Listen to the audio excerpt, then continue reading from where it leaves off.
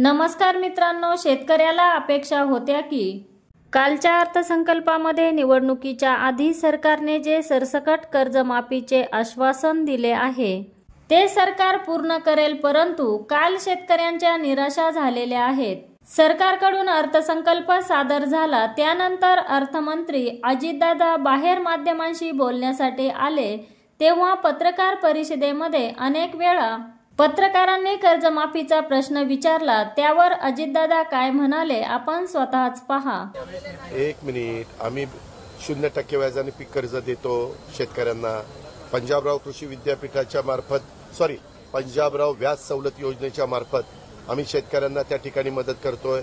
आज शेतकऱ्यांनी एआयचा वापर करून आधुनिक पद्धतीने शेती त्या ठिकाणी केली पाहिजे। उद्याच्याला घोषणा केल्यानंतर त्याची अंमलबजावणी पण करता आली पाहिजे। उद्याच्याला या सगळ्या गोष्टी करता येतात, पण मग विकास कामाला निधी कमी पडतो। आज मोठ्या प्रमाणावर विकास कामाचा पण निधी कुठेही कमी न पडून देता आम्ही या योजना पुढे चालू ठेवण्याचा अर्थसंकल्प दिलेला। यावरून तर असेच दिसत आहे की यावेळी तरी सरकारने अर्थसंकल्पात शेतकऱ्यांसाठी कोणतीही महत्त्वाची तरतूद केलेली नाही।